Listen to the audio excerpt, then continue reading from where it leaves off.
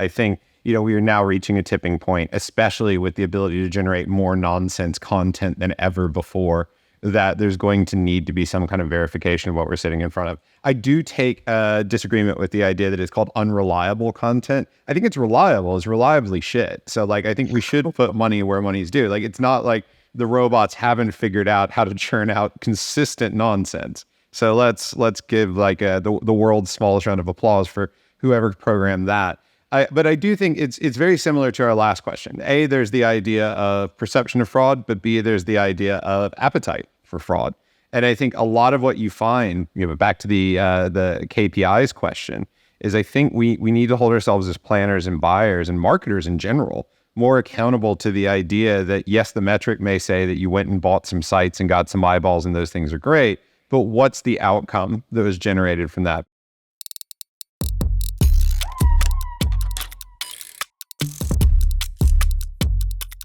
Welcome to Punchy by Rival, where we take the gloves off to share the hard-hitting realities of the challenger marketing world.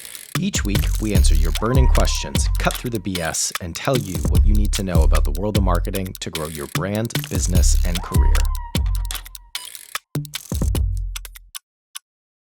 All right, welcome to Punchy. We have a great set of topics and a fantastic guest joining us today in Colton Pond. So as a quick introduction, Colton is a seasoned professional in the world of fintech marketing, currently leading the marketing efforts at Truv, a leading player in the consumer permissioned data space. Colton is dedicated to empowering organizations with consumer permissioned data to give consumers back control of their data, and he has a proven track record in different marketing roles and also spent some time in academia, which we've talked about before. By the way, I have to say, I think it's probably one of the better names in marketing. I mean, I know Dubose-Cole is up there, but I always felt that 2-syllable first name, 1-syllable last name was the best way to do it. So congrats on that, as well as your marketing accomplishments. Yeah, thank you. My parents knew what they were doing when they named me. So absolutely.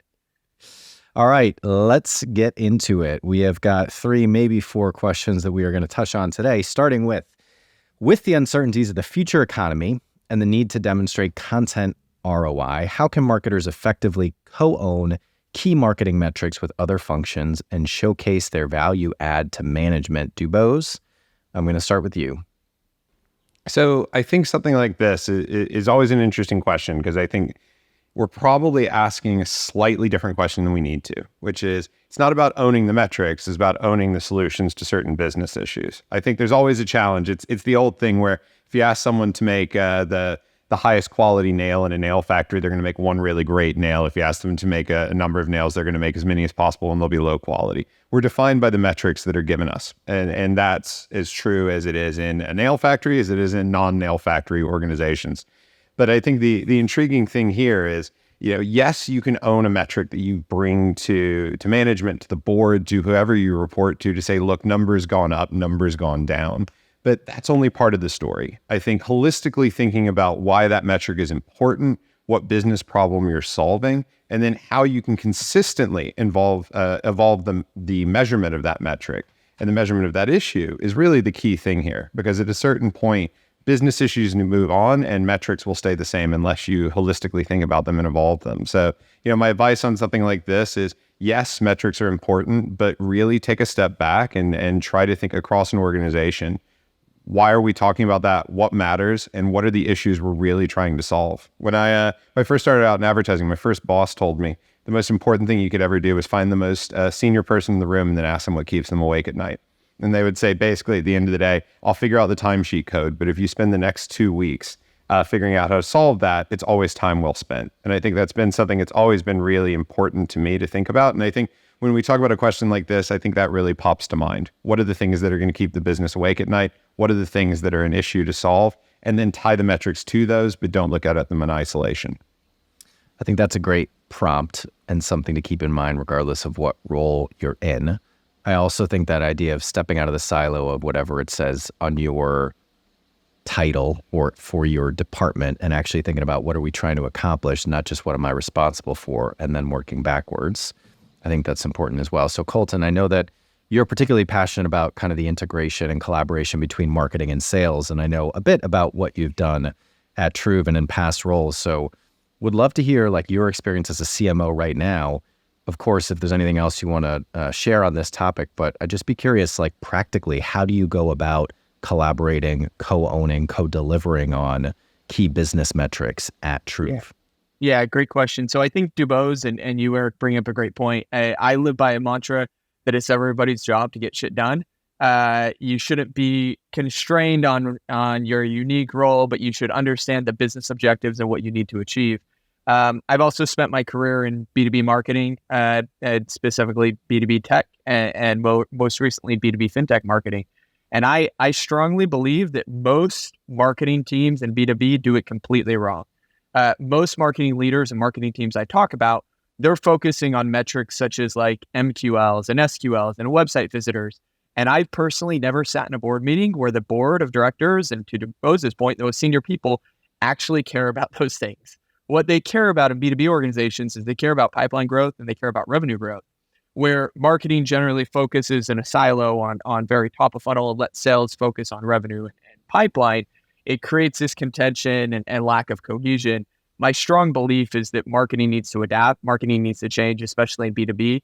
We need to focus on co-owning metrics like revenue, like pipeline with sales teams, and actually executing a complete holistic full funnel strategy between marketing and sales.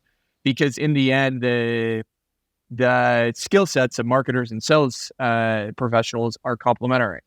You need to jointly work together. And that's what we've done at Truv. When I was at MX before, that's what we did very well, is how to drive joint collaboration throughout the entire funnel. So marketing is contributing all the way until a deal gets closed, and sales is contributing on creating opportunities as well.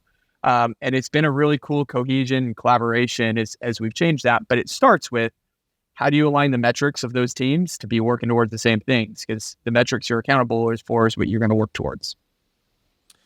So Jen, I'm coming to you last to allow the cold medicine more time to seep in, both so that you feel more comfortable and so that we're more entertained. What do you have to say about this question? I don't know. I'm very innocent about this. I don't know. I don't know. I agree with everything Dubose and Colton said, right? Like, I don't know. I think marketing metrics, the way the question is phrased is, about how to get other stakeholders to co-own marketing metrics. And I think actually, the point that Dubose and Colton made is correct, where it's like, actually, marketing metrics are your job. Marketing metrics are the stuff that's supposed to be, descriptive of the things that you're doing that you need to care about for your own work, because those things may contribute to other stuff. But I think it's a lot more about like identifying, what are the business metrics that other people care about and figuring out which team that is. I think the most common teams that I've seen, marketers have really good success working with is going to be like core product teams, where it's like, core product people care about like feature adoption and a couple other things, where like, feature adoption might be kind of the end of like your forecasting on like your marketing funnel that you've like built up. And it's like, okay, great. You guys both care about that. You care about all the marketing metrics that like lead up to whether or not somebody's doing this kind of feature adoption or whatever else. But it's the same thing like I used to like tell like juniors when we were at agencies like all the time when they were like, I don't know how to get client services to do this thing that I want them to do, or creative doesn't do it. I'm like, well, what do they want? Like, they don't care about your job. They care about their job. Figure out what it is they want and give it to them, kind of deal. I feel like that's just basic like life and professional advice of nobody cares about what you're doing except for you, basically. If you want somebody else to do something for you, you got to figure out what they're doing and give it to them. Yeah. Had that conversation with my 11-year-old daughter recently, so I do think that is general good life advice. At least I hope so. Has she been hitting all the KPIs you've set for with them? You know what? Not yet. We've got a performance improvement plan in place, and HT reviews are right around the corner, so we'll get there. Good. Jen, I'm going to stick with you for the next topic. So there's been a recent report from Newsguard suggesting that programmatic advertising dollars could be more effectively utilized. Shocker. But more specifically, their analysis found that dollars could be more effectively utilized. We cover the big headlines here. 141 major global brands unknowingly support the spread of unreliable AI-generated news sites by funding them through programmatic advertising. These ads appeared on 55 out of 217 identified AI-generated sites. So the survey that they ran over the course of 2 months in May and June identified 393 programmatic ads from these brands. More than 90% were served by Google ads. Some of these sites published an incredibly high number of articles, et cetera, et cetera. Basically, what we're talking about is a lot of these ads, a lot of digital, especially programmatic ads, are not actually reaching human beings. So the question that I want to tee up, starting with you, Jenna, is how can marketers enhance transparency and accountability in programmatic advertising to prevent funds from being wasted on platforms that lack humans in general, but also human oversight and produce erroneous or misaligned content? Yeah. So, like, I don't know. Yeah, I feel like there's been some variation of this headline like every month, like consistently, like literally as long as I've been in digital advertising, which is now pushing like 10 years, right? Like this isn't necessarily new. I think that the thing that's changed, I think, over like the past couple of years, and certainly, you know, with the separate but related news of Google, you know, serving, true view inventory in places that were absolutely like not true view, is starting to come hopefully to the mainstream recognition, and that even with the A&A report, the publications of exactly how much value is being stolen from advertisers in these placements, because that's exactly what this is. It's broad. And it's honestly probably like, what's that stupid 50% of my advertising dollars are wasted? What's that dumb, Dubos, you know That's what it it. is. But I don't know. 50% of my advertising dollars are working. I just don't know which half. It's the half that's working is the only half that actually gets served to humans. We can now identify it in digital. We've solved this problem. But I don't know. I feel like the big thing now is for advertisers to wake up to this. One, first of all, not to continue my hate train of hashtag break up Google. But like Google is absolutely like no longer like a guaranteed source of like secure like quality inventory every place. They never really have been but they definitely had bought that kind of brand perception and association for a really long time that I think is going to unravel significantly over the coming years. And it's going to be a lot more about like finding again where hopefully with the use of AI and adding new things to the MarTech stack about actual legitimate fraud identification and prevention. Finding the places where your ads are actually being served. I like all the estimates that I've seen from this now are something like between 30 to 50% of like digital ad dollars are just being fucking wasted, just like absolutely flushed down the toilet. And I think that now the greatest economic opportunity for like ad tech or for agencies or vendors is not going to be about like jumping on new platforms. It's actually going to be the reconciliation of that 50% of wastage. The economic pressure is too great now, I think, for this not to be a mainstream opinion that actually inventory management is going to be, I think, the next like big horizon in the optimization of media spends, I think. Yeah. Is that coherent? That was coherent. Largely, okay, great. Coherent. Yeah. I've got a few points on this. The cold meds have done well when it comes to programmatic. So it's don't operate heavy machinery, but you can do all the buys in digital you like.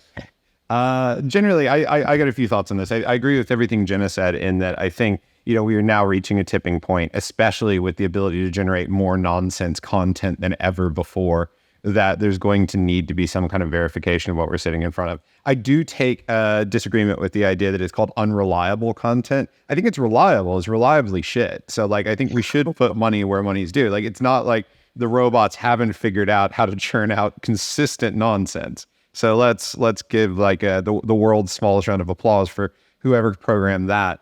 But I do think it's very similar to our last question. A, there's the idea of perception of fraud, but B, there's the idea of appetite for fraud.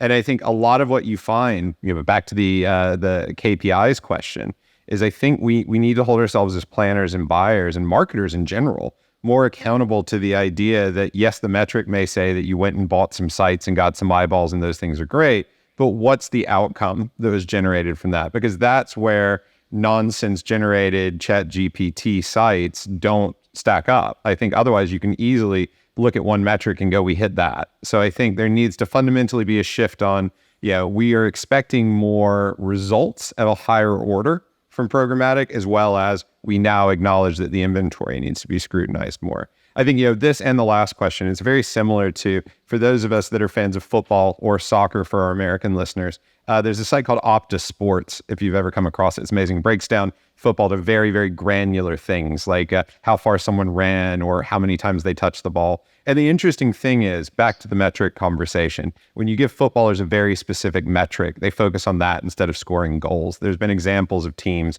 where they went, we want you to run at least a 5 or 10K a game. And so they run their asses off and not score any goals. So you go, at the end of the day, the metric would look great. The final outcome would be absolutely terrible. And I think there's something interesting about the way we're planning when it comes to programmatic and the idea that we're probably still focused too much on the I've run a 10K and not enough on how many goals are on the scoreboard coming from investment in the channel. And I think these kind of conversations are potentially going to shift that. Colton?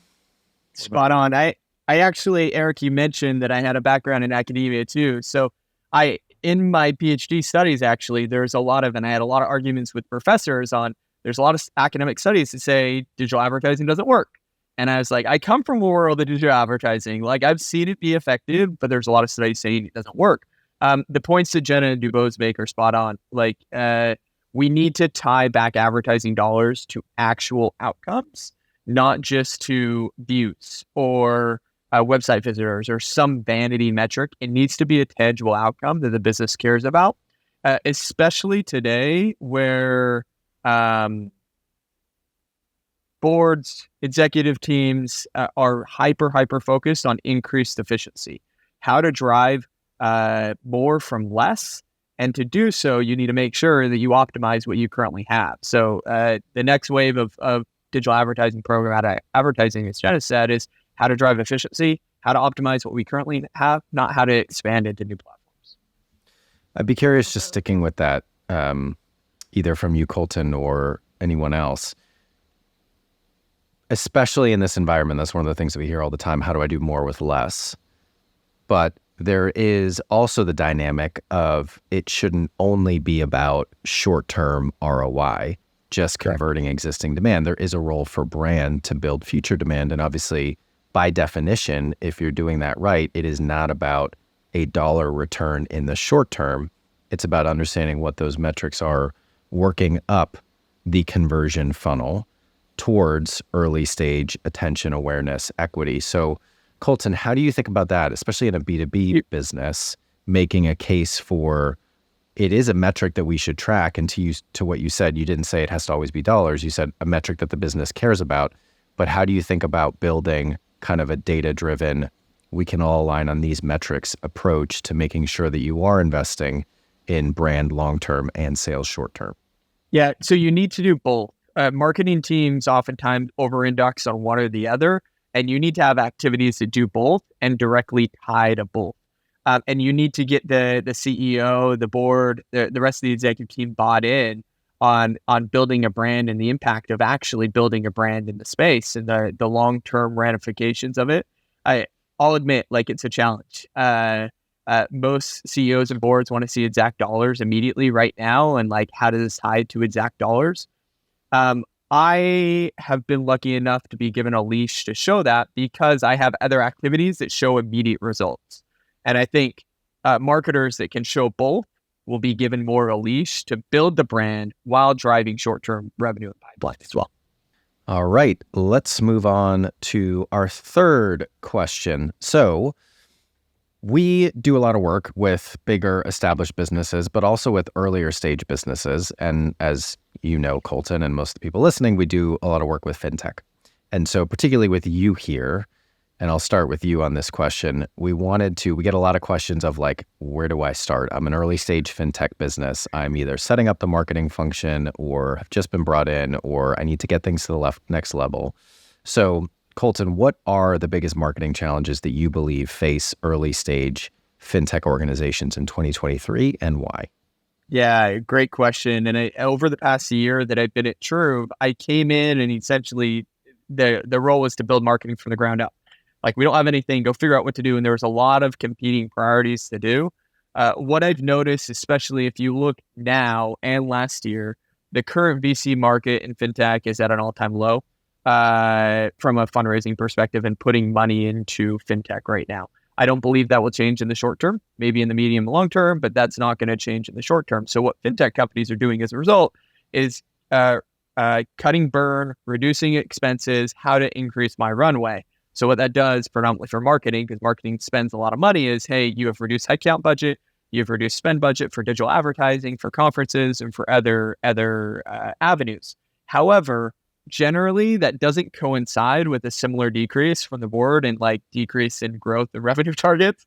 They still want to grow, right? So like it is what we talked about before. It's how to do more with less.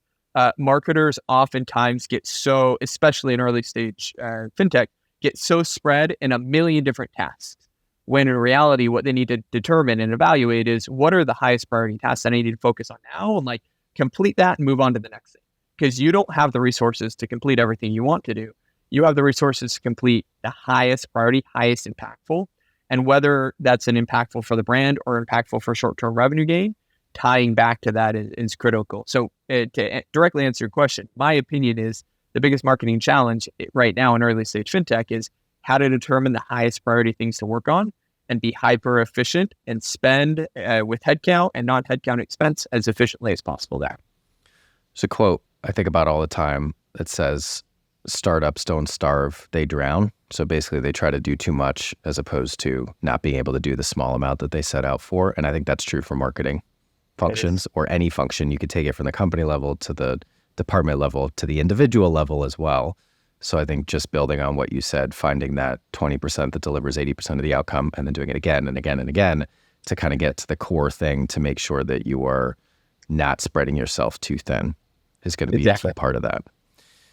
Jenna, you're looking very pensive. What do you think? Yeah, that's the cold mess. No, I don't know.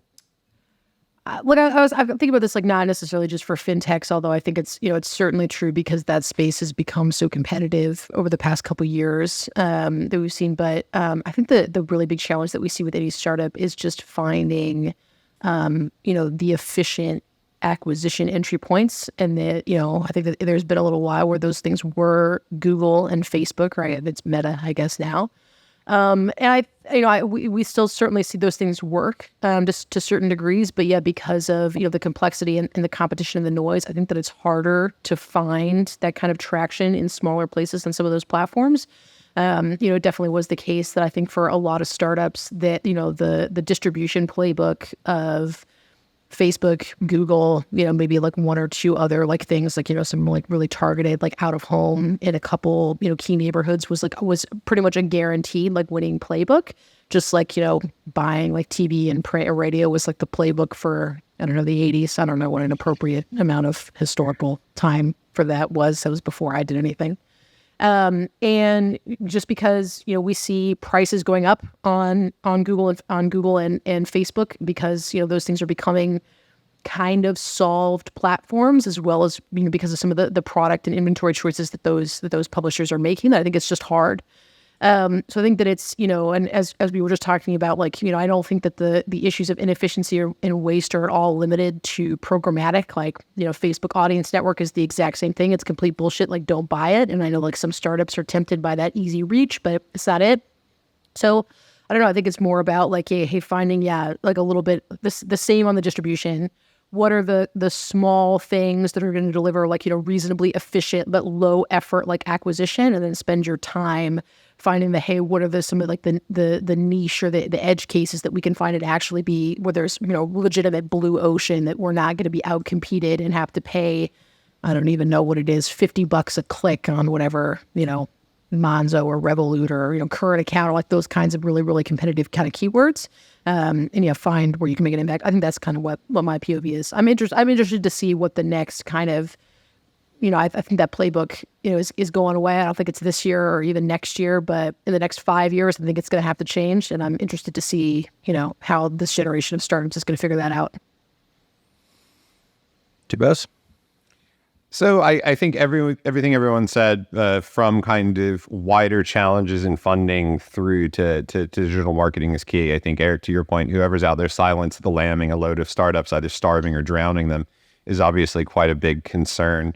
But I think, the thing that struck me that I think fintechs in the next year are really going to have to consider is stickiness of innovation. I think there's something really interesting about the idea that you've got a lot of very, very valid, innovative companies that have yet to figure out how to make that innovation story easily understandable and sticky. And I think the challenge is going to be, I think we are about to hit a hype cycle of certain words and certain phrases that are going to mean nothing anymore. Like everyone is an AI company, everyone is a data company, data might be the new oil, whatever the hell else we want to go with. And I think the intriguing thing is if you take those things out, if you take the things out during the boom times where people are like, yeah, cool, I'll just buy everyone that's an AI company and we'll see what shakes out. What's the thing that sits underneath, and how do you make it as sexy, as understandable, and as kind of quickly urgent as some of the phrases that are about to lose all of their meaning were? And I think for me, that's the really intriguing thing here is how do you do a very sharp positioning that honors the innovation that's at the heart of a lot of fintechs, but also avoids the kind of bingo card of things here. I think the amount of people who are attempting to either democratize finance or kind of do more with data, they're all honorable things and everyone's doing it in their own way. But if you fall into those certain like treads, if you will, there's going to be a challenge that you're just lumped in with everyone else. So how to tell that story in a sharp and effective way, both from product positioning through to your teams, through to your funding, through to your marketing, it's going to be a very, very interesting thing. And I think we have yet to hit the really difficult time to do that. All righty. Should we move on to rants and raves? Colton, do you have something you are particularly passionate about this week that you want to share? I do. I've been thinking about it. I've been talking with a lot of my friends who are marketing leaders at different places preparing for Punchy. And what I've noticed is way too often marketers sit in a silo and like stay in the silo. Like almost every problem I talk to a fellow marketing leader with, they're like, oh, this department is not doing this right. This department is not doing this right. Then go freaking talk to that department. Go work with that department. Like marketing was never meant to live in a silo. Marketing needs to work with product, needs to work with sales, needs to work with operations, needs to work with customer success. The most effective marketing teams are deeply embedded throughout the entire organization. We need to do a way better job at integrating rather than building contentious relationships with other teams. Love that. Duos, how about you? So I've got a rave this week about some work that's come out of the UK, but actually showed up in the States on the 4th of July. It's from an agency, Uncommon. I think Uncommon is obviously well loved within the industry, and I don't universally love everything they do. I think craft is always amazing, but I think sometimes I struggle to see where the craft has been directed. But I think in this case, it's absolutely incredible. They did an ad that went live on Times Square for the 4th of July for RuPaul's Drag Race, protesting some of the LGBTQIA anti-bills that are coming out and some of the anti-trans bills and anti-drag bills that are being seen in the US. If you haven't come across it, we'll put it in the show notes, but it's a wonderful image of the founders of the US, and it says the Declaration of Independence was written by men in wigs, heels, and tights. Drag is a First Amendment right. This Independence Day, support your local LGBTQ plus charity. And the campaign is called RuPaul's Drag Race, Work the World. And I think, I would have loved to have seen more money to where this just goes everywhere, because I think it's absolutely genius. But I think there's a wonderful thought here, and beautiful copy, beautiful execution. But the strategic thought behind this is amazing, that the same things we don't mind when George Washington is wearing them, we do when it's someone reading a book in Tennessee. And I think that's a really lovely sentiment, and I think it's an amazing timing. And if you're going to do it, why not buy an ad in Times Square for it? So brilliant work. And it's annoying that the best American advertising for the 4th of July was made by a load of talented Brits. The placement is interesting, right? Because obviously they probably would have gotten a lot of the industry talking about it in a much cheaper location, but also in terms of like the ad is clearly not meant to be safe, but in terms of where it showed up, I'd say that's probably a pretty safe place to do an ad like that. So that's interesting. I wonder how like the media. There are no New Yorkers in Times Square. There are no New Yorkers in Times Square. You get more people from Alabama. It's only people from Alabama and Ohio in Times Square. That's not a safe. The only way you could have made that reach more people from Alabama is if you put it in the Outback Steakhouse on 34th Street. So you're spot on.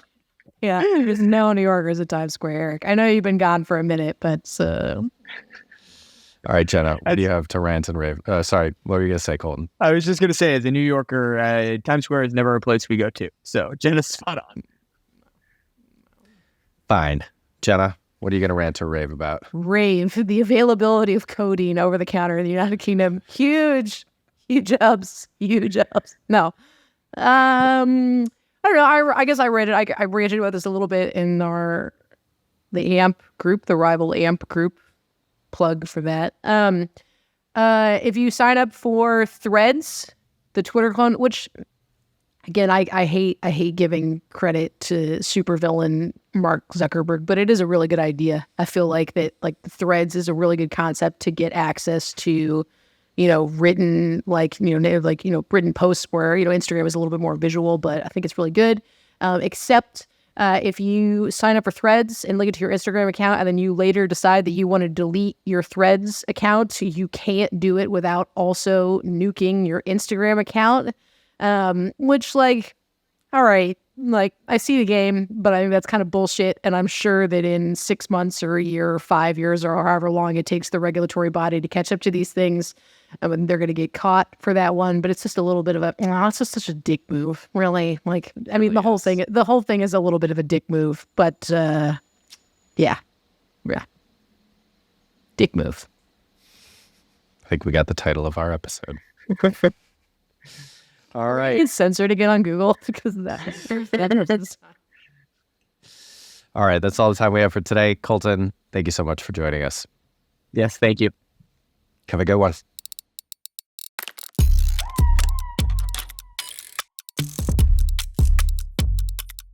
Punchy is a production of Rival. We are a growth consultancy that builds challenger brands, strategies, and capabilities to disrupt categories.